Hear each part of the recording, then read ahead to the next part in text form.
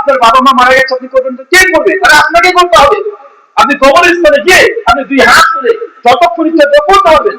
যেমন আপনি হজ করতে গেছেন, উমরা করতে গেছেন, যেমন সাফা পাহাড় যখন তাওয়াফ করছেন, সাই করছেন, একবার যখন পূর্ণ হবে তাকাবেন, তুমি কাবাকে দেখা যাচ্ছে, দুই হাত তুলে যতক্ষণ ইচ্ছা ততক্ষণ দোয়া করেন। কবরের 34টা জায়গাতে আছে।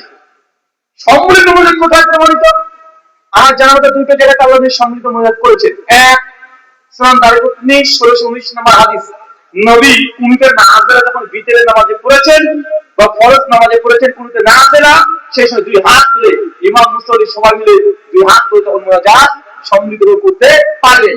দুই, সহিহ বুখারী ইসতিসকা অধ্যায় 1009 10 11 নম্বর হাদিস, নবী বৃষ্টি 2 বছর 3 বছর ধরে যখন হচ্ছিল না, শেষে বৃষ্টি প্রার্থনার জন্য নামাজ পড়ে দুই হাত তুলে তিনি দোয়া করেছেন। চাচা সম্মিলিত করতে নিষেধ করলাম? আমি বলেছি নবী যেখানে দুই হাত তুলে বলছেন আপনি করেন, নবী যেখানে সবাই মিলে করছেন সেখানে সবাই মিলে করেন, নবী যেখানে হাত তুলেছেন আপনি হাত তুলেন না।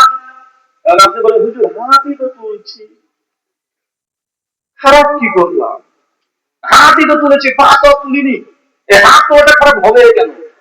যদি কেউ যদি বাথরুম করে ঢোকার আগে দোয়াতে যদি হাত তুলে বলে কি বলবেন বলেন?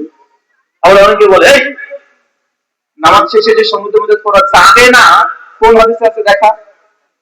ওই কি বলে না যে করা যাবে না, যেটা বেদাত, কোন হাদিসে আছে দলিল দেখা?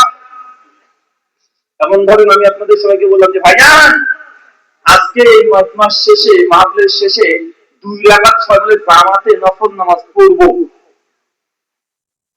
যদি জামাতে সবাই মিলে 2 রাকাত নফল নামাজ পড়ি, ভাই নামাজটা কি হবে? সুন্নাত হবে না বেদাত হবে? হ্যাঁ, সুন্নাত হবে না বেদাত হবে? এটা যদি নিয়মিত আমি পড়তে থাকি যে মাহফিল শেষে 2 রাকাত নামাজ পড়ব, জামাতে পড়ব, নফল নামাজ পড়ব, সুন্নাত হবে না বেদাত হবে? বেদাত হবে। এখন যদি বলি যে মাহফিলের শেষে যে এই জামাতে 2 রাকাত নামাজ পড়া যাবে না, এটা বেদাত, দলিল কথা দলিল দে পাবেন? তার বাপের ক্ষমতা আছে দলিল বের করে দেখানো? কেন?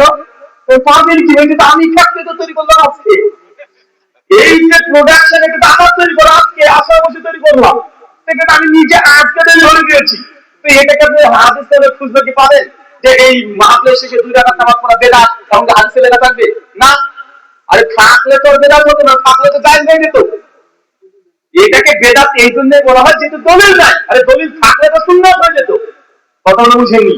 আরে আমল করতে হলে দলিল দিয়ে করতে হয়, যেটা দলিল নাই সেটা আমল করা যায় না। এখন যদি বলি ওই যে জুমার নামাজ 4 রাকাত পড়বো, 4 রাকাত যে পড়া যাবে না, দলিল দাও, পারবেন?